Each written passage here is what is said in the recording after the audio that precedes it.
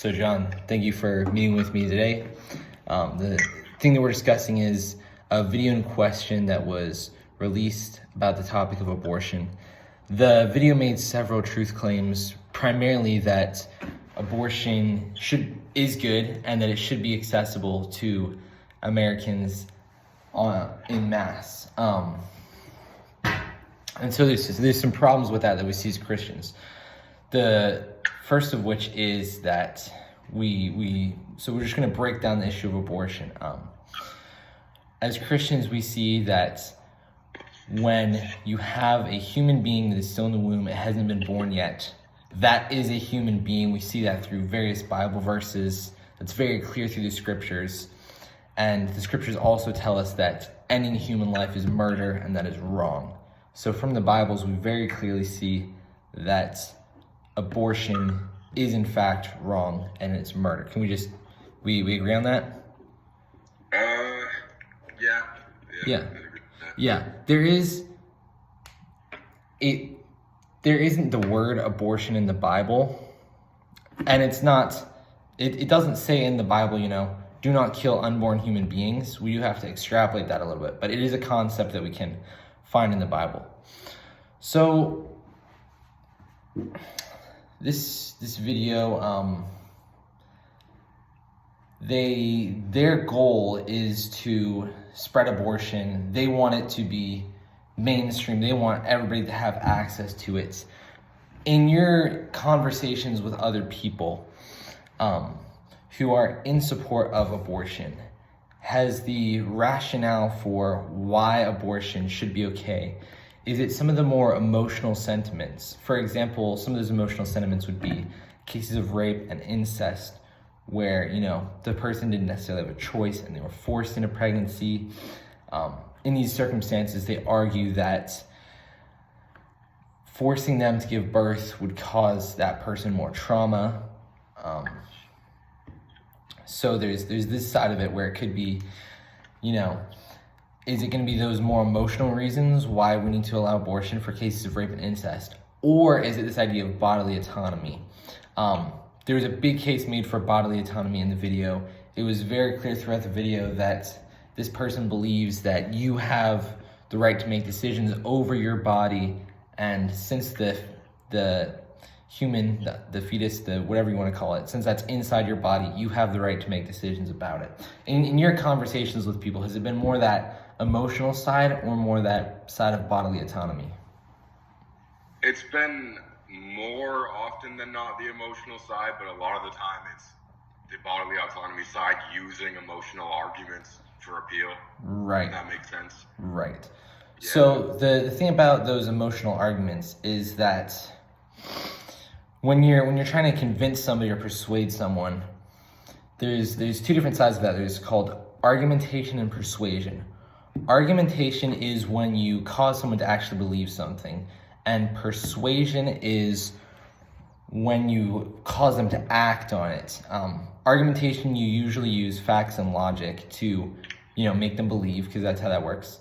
And in persuasion, you usually use more emotional appeals. Because they already believe in this cause, you use the emotional appeals to try and get them to act on this cause. So based on what you're saying, it kind of seems like, for not in all cases, but in a good number of cases, they're kind of skipping the side of argumentation. They're not actually causing people to believe that abortion is good. They instead use those more emotional cases, like in cases of rape and incest, to convince people that all abortion is good, even though they technically only believe abortion is good in those circumstances. Have you seen that, where people, they haven't thought about abortion a lot? They merely see those emotional examples and they're like, oh yeah, so this is what we need to do because the examples, rape and incest, we need to have these. Yeah, and this isn't to say that everybody who comes to that conclusion is dumb and doesn't think for themselves, but I do think that stops a lot of people from forming an opinion past that. Right. Yeah. Right. So we also have the issue of Christians. I know that for most Christians, abortion is clearly not okay, but there's some who would disagree. Have have you seen a lot of Christians who are, or any Christians really, who are okay with abortion? Yeah, I have. Surprisingly, I've seen a couple. Yeah. Okay. Again, is it that more emotional side or the bodily autonomy side for Christians that you encountered? For the Christians, yeah, it's almost always the emotional side for them. Like if it's a Christian, they never go like, oh, bodily autonomy. It's always right. Just, oh, I don't think it should be allowed in these cases, type of thing. Okay. Yeah. So yeah, that is one of the things, because as I was saying before, when you kind of skip that argumentation, when you skip belief, then you can get people to sort of believe things, but they can't argue about it, they can't back it up because it's those very emotional situations. Yeah. So another aspect of this is just the side of just how this is a tool of the devil specifically. It very much seems that this is a tool that the devil uses to bring people down. This is a tool that he uses for destruction. And it's an interesting one. I'm just wondering what your take is on why this is such a prevalent way for the devil to attack us. It seems, sure, killing people, that can make sense, but why abortion specifically? Well, I think that if we're talking about what the devil's standpoint of why he would push this would be, I would say that, he loves death in general, but specifically any death that would keep someone from, doing anything good. Right. Which is, when you kill someone at birth, that's a sure way to make sure that they never accomplish anything in their life. So right. Yeah. So many of the destruction rather than, any sort of production. Yes, I see what you're saying. So the devil cannot create; he can only destroy. If that makes sense. Yeah, that makes sense. So our some of our greatest Bible characters, like Paul and Peter, people that inspire us, that we learn from as Christians. Imagine if we didn't have those people. I see what you're saying there. There's a lot of just, in terms of the devil and spiritual warfare, that is such an easy move for him. Why have to battle Paul when you can just have Paul might just not even exist? Right. Yeah. Yeah. That's a very interesting and meaningful take that really, I feel like, kind of hits the core of that issue. That's definitely a good explanation for that. As Christians, what do you think our response to other Christians should be when they disagree with us on abortion? Have you when you interact with other Christians on this, and you disagree with them, do you see a lot of backlash, or do you see people kind of being more willing to change their opinions? I tend to see more backlash than not. A lot of hostility, a lot of aggression. Right. Because I think a lot of people, when they are brought over by the emotional side, they're usually more of an emotional person, and they're more likely to see you as evil or like non-empathetic or something like that, which I can understand to an extent, but obviously not everybody that holds a view is holding it for a hateful reason. Right. And yeah, that's the thing that I feel like I just wish more people would kind of understand, is that not everybody who opposes abortion is, Satan reincarnate. Yeah, no. Woman and, Right. We don't want to be prone to those kinds of exaggerations, because when we say things like that, our words start to lose meaning. Yeah. So, kind of shifting back to the bodily autonomy side a little bit, because that was one of the big issues.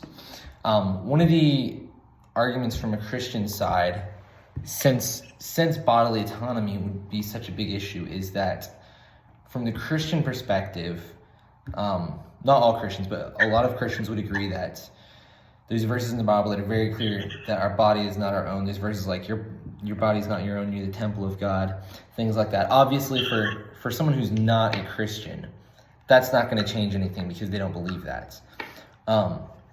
when you face other Christians who disagree with you on this issue, has that kind of idea of, your body's not your own, kind of help them see, not necessarily come around to your view, but even just see things a little bit differently? Not exactly. I've tended to shy away from using that one because people tend to misinterpret it. Right. Not that it's a bad talking point, but a lot of people will take that the wrong way, so I don't say it. But I understand what you mean, and it's not anything malicious type of thing. So right. No, I haven't had any experience with like any response to that, just because I kind of shied away from using it. Okay. Yeah.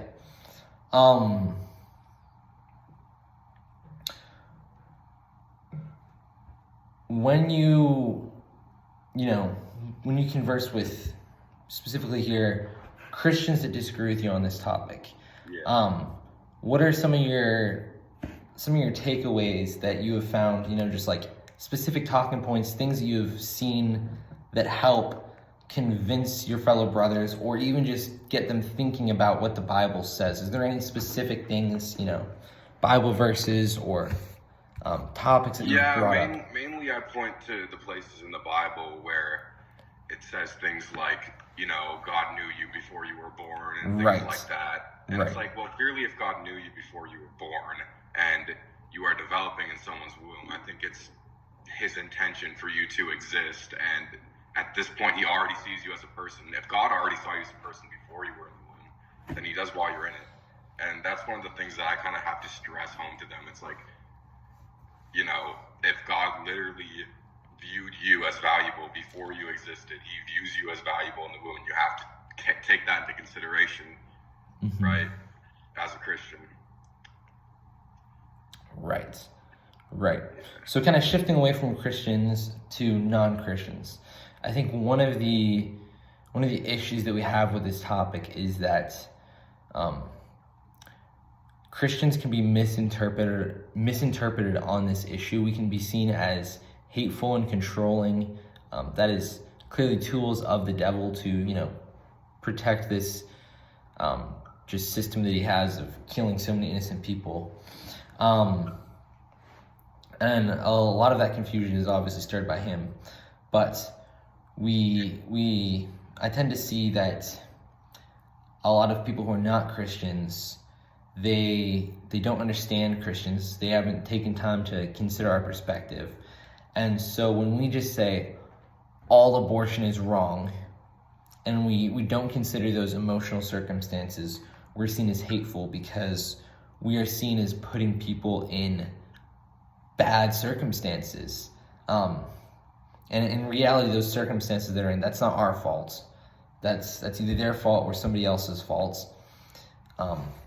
And killing an innocent life isn't gonna make that better. It may feel like it, it may seem like it, but it won't. Two wrongs don't make a right. There is one part of that though. Not all of them do it to feel better. A lot of them have their own reasons, like I don't want this person to come into the world disabled or something else, or like have a yes. There's that too. Yeah. When you discuss this topic of abortion with people who aren't Christians, how do you make yourself seem more sympathetic, more relatable, more of a human, more, someone who's not just there to have an argument with them? How do you approach that specific aspect? To be completely honest with you, in my experience, not all the time, most of the time they don't really even give you the chance to do that. They actually don't want to listen to you. And I'm not trying to be politically biased. Right. But that is honestly how it's mostly gone from them, is that they're not very open to discussion about it. So not very much experience with that, honestly, without just immediately getting yelled at. Have you seen that kind of? Is it just that they don't want to talk with people who disagree with them, or is it more of that idea that they have these misconceptions about Christians that we're hateful and that we want to control women? I think that in a way it's both, because I think that they convince themselves that we are hateful as much as possible. Right. And I think that like anytime they see a good thing happen, they like force their brain to remember all the things they hate about Christians and Christianity. And honestly, I don't know. I feel like they would have treated anyone who opposed abortion that way, Christian or not. So right, yeah. it's just that they I think they just don't really have any room for. They don't want to change their mind. They're not open to changing their mind, so they won't, type of thing.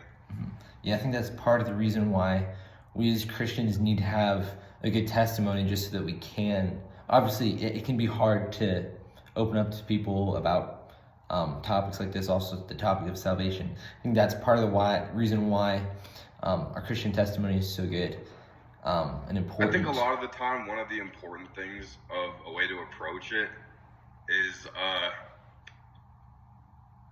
to kind of approach it with someone you know better, like get to know them before, because I feel like a lot of the time it's easier for people to humanize somebody if they've spent time with the person and you know, seen them act like a human. Yeah, if somebody just walks up to you on the street and says, "Hey, I disagree with you, and here's why," you're not gonna give them the time of day, and you're just gonna see them as someone trying to argue with you.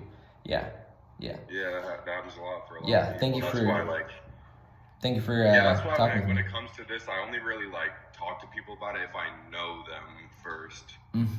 I do sometimes when I don't. It's just that it's usually not successful. Right. Yeah, so thank you for taking this time with me. I think just recapping, some of the biggest takeaways from today were how the devil uses this tool. It is such an easy way for him to kill the potential heroes of the faith that we have, like Paul and Peter, before they do anything great. And then another one is having a good Christian testimony and getting to know people, because as we seek to win people to Christ, more often than not, that is done through forming healthy relationships with those people. Rarely you just walk up to somebody on the streets and they get saved right then and there. So yeah, I think those are some of the biggest takeaways. Thank you so much for meeting with me.